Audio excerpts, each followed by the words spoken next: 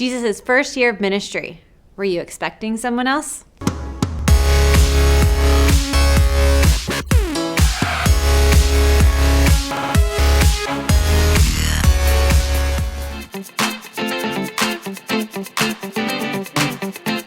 Jesus did his first miracle turning water into wine in CANA.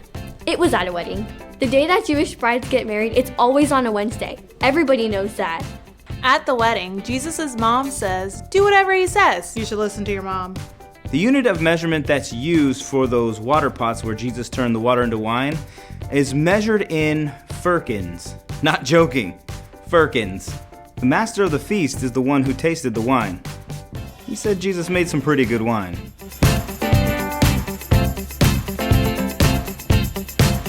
Nicodemus was a Pharisee and a member of the Sanhedrin Council. Nicodemus came to see Jesus at night, probably because he didn't want to get noticed by the other Pharisees who would kick you out of the church if you associated with Jesus.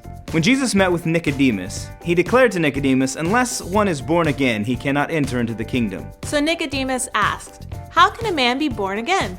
It's a good question. Well, that means to be alive to God, to be born of the Spirit. It means you're aware of who He is and what He's like.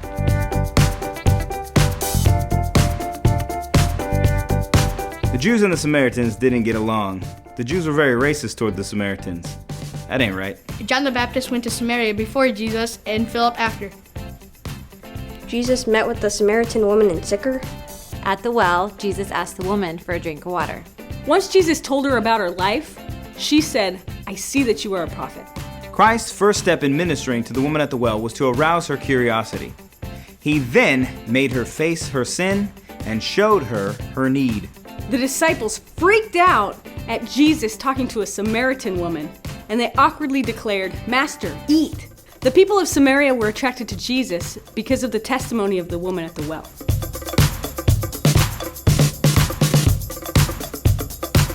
King David wanted to build God's temple. God said, no, you shed too much blood. So he let his son build the temple. His name's Solomon. Solomon built the first temple. It took him 7 years. He was wise.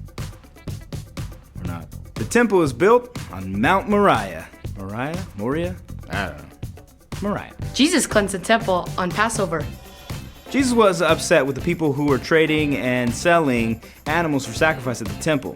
So he took a whip, overturned some tables in the court of the Gentiles. Jesus declared to the Pharisees, destroy this temple, and in 3 days I will rebuild it.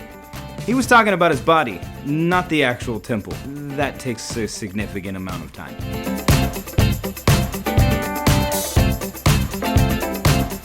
The city of Jerusalem had 12 gates.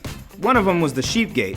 That's the same gate where the man who was sick and was at the pools got healed by Jesus. You know what the other gate is, right? When Jesus asked the sick man at the pool, what do you want me to do for you? He replied, I have no person to help me get in the water. The Pharisees told Jesus it's not lawful to heal on the Sabbath. Jesus healed the nobleman's son by saying so. Jesus told the nobleman, your son lives.